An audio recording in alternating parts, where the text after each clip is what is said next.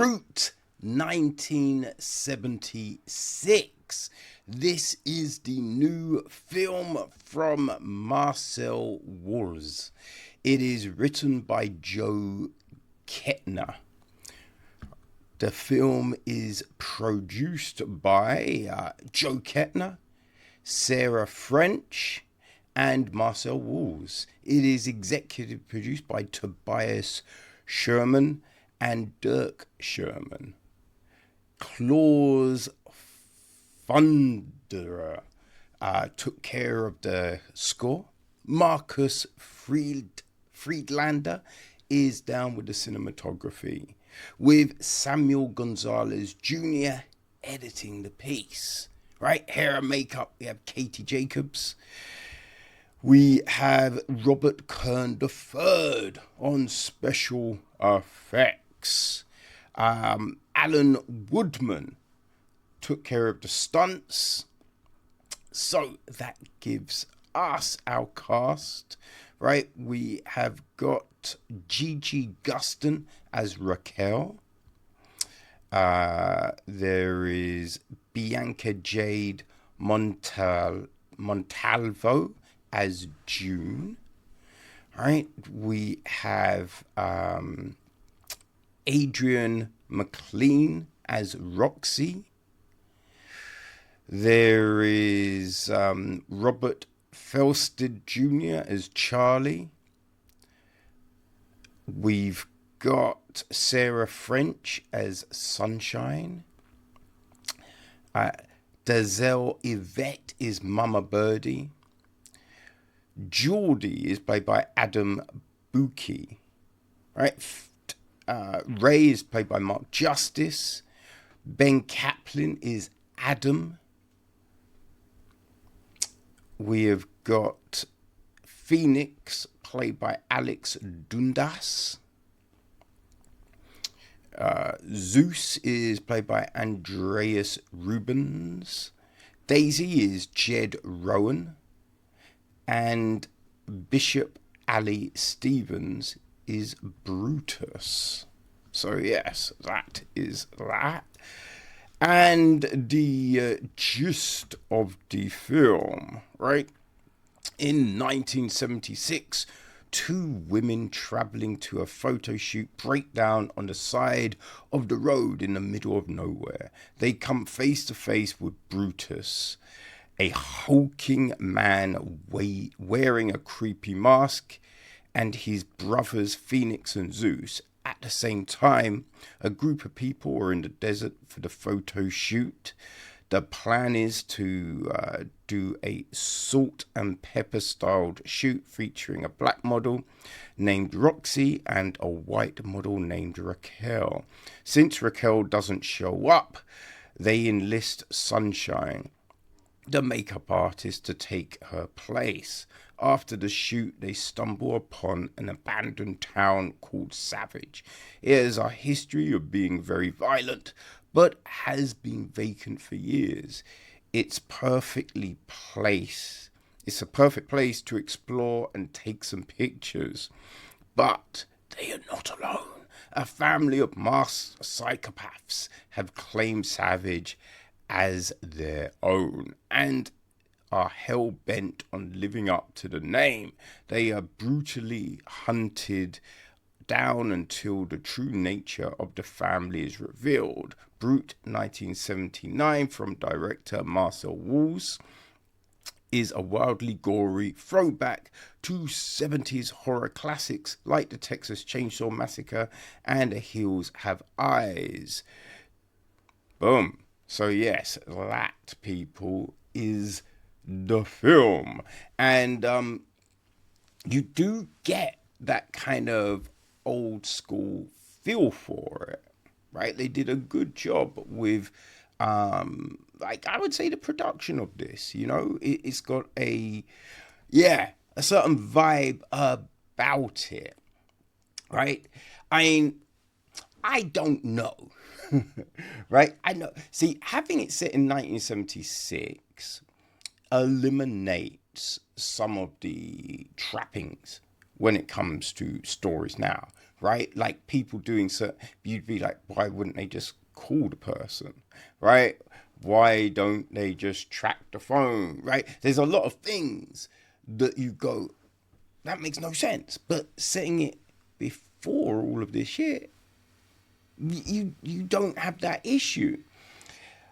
And there's not maybe as much fear and suspicion because the world isn't connected by the internet. But I still don't know if two girls are gonna just go randomly into a dark, abandoned mine shaft. Right? I still think in 1976, people would be like, that could lead to trouble. Now, if it was the whole group, you could be like, all right, that I could kind of see. But two shorties on their own, not sure. I don't know if I'd want to be fooling around in a mine shaft either. It's like, man, just dirt and dust gonna go all over the place, right? And there's certain parts of your body you don't want that going into. But that's here or there. Because these girls, that's what they decide to do. But yeah, that's when they stumble upon these crazy psychopaths, right? And yeah, it's a problem, right? It's a problem, right? We do have that serendipitous thing, but yeah, it still doesn't quite work out for them. Now that's fine. We then jump to the shoot. And yeah, I was a little confused at the beginning because I thought Raquel was called Sunshine. And like when they were talking, I thought they were saying she's Sunshine, right? And then the next group, there is Sunshine. And then you're like, oh, okay, right, I get it. I see what's going on. But yeah, then we got this photo shoot and everything like that. And yeah, like you can definitely see people not paying attention to, warnings and asks, especially with the toilet, right? I will say the toilet scene might have been like the worst one for me for obvious reasons. I don't know why someone would trust a hole, let's say. Though, I know that's a thing. I've always thought it's weird, right? Because you don't know what's on the other side. You know what I mean? You don't know what's on the other side. So what if it is, someone you're not into, right? If you're not into guys, there could be a guy there, right? Like there's all manner of things that could be on the other side. And also, disease can get carried in the mouth, people. You feel me? Right? You can catch shit. So it's problematic. Plus, splinters. There are certain parts of the body you do not want to get a splinter into. You know what I'm saying? Yo, that. I mean, you don't want to get a splinter there, and you don't want to get that other thing in there either, because, jeez. Yeah. So yeah, toilet scene, gnarly. Like some of the special effects are pretty fucking good.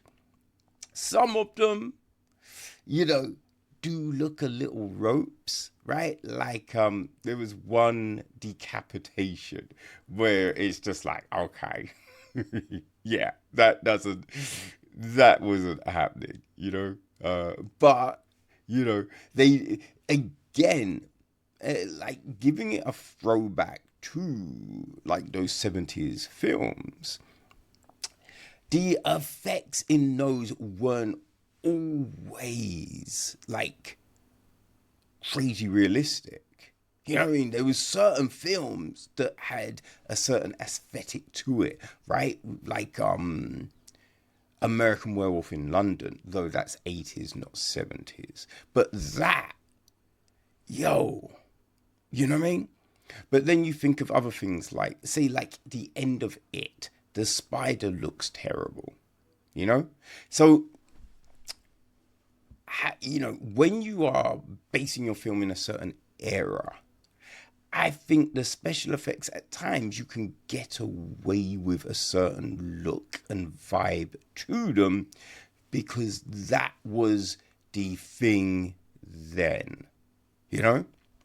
So, special effects wise, you know, yeah, they're up and down, but I think mainly they are good, right? Mainly they are good, I would say. The acting, the acting is good in play. Like, it's decent, right? Now, there are some people whose lines are, there is a bit of a wooden delivery on them, or oh no, what just happened there? You know what I mean? There is that. There was one of the guys who dropped some lines, and you're just like, "Oy." But yeah, I would say, right, a lot of the cast were very good. You know what I mean? I thought Roxy, you know, Adriane McLean, she was very good. I thought Denzel Yvette was very good. Mama Bird, very, yeah. You know, like June didn't have much, but she was good, and like Raquel was good. Like Sunshine was decent. You know, Sarah French wasn't bad. A little wooden in places, but not bad. Not bad. Oh, I remember there was one of the psychopaths, right? Who was it was towards the end, and it was just like, I know 7 languages. It was just a little bit forced, right? Just a little bit forced. But yeah, you know, it is what it is, right? Now, there are some twists and turns here, which I thought, you know, there was a bit when, you know, you're not quite sure what's going down, but there's a point where I was like, right, I think I know where this bit is going. But then, you know, some of the others, right, you are, I think they are pretty good little, ooh, okay. Yeah, the end of the film is, well, so there's a couple of things about the end, right? There is a charm of it because a decision is made on certain terms. But there's also a, is that it kind of thing, right? So yeah, you know, you can and ah a little bit about the end.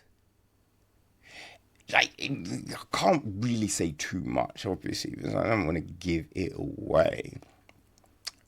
But I do think with these things, right, the ending, you have to be, you know, very cautious about it because of the story you're telling and the nature of how you're telling it, because, it's, there's certain things that would be unrealistic, though obviously we're dealing with a group of psychopaths in the desert, though, yeah, John Wayne Gacy and the likes, right? So these things aren't out the realm of possibility. But yeah, when you think of numbers and everything like that, there are certain things where you just go, okay, what's the reality of the situation? So I think I think playing it a certain way keeps the audience in check, as it were, right? But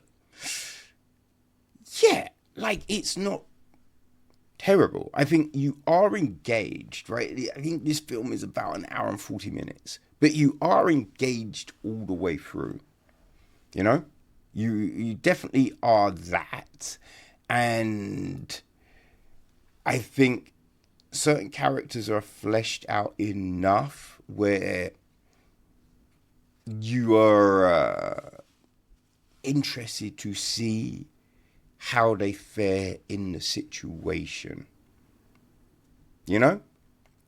So I think for those that like the old school horrors, like, as they mentioned, like Chainsaw Massacre, like The Hills Have Eyes, right? Like, oh, was it Summer Camp, the camp one, right? I forget the name. We covered a remake of it a couple of years ago, I believe, like Slumber Camp Massacre or something like that, right? If you like those films and even modern horrors, right? If you like the kind of slasher, you know what I mean, like killer after a group of people jam, then yeah, I think Brute 1976 probably will play well for you. You know, yeah, it's it's not perfect. There are some things that are a little hit and miss, but then there are other things that do play very well. So yeah, Brute 1976. It's just dropped, right? Just dropped. So you'll be able to find it on all the main platforms, right? As we do, we'll have the links on the website. So if you are interested, right? Also, you might have enjoyed Marcel's other work and Joe's other work, right? So if you followed the actors in other films and shorts and all of this kind of stuff, yeah, go check out Brute 1976.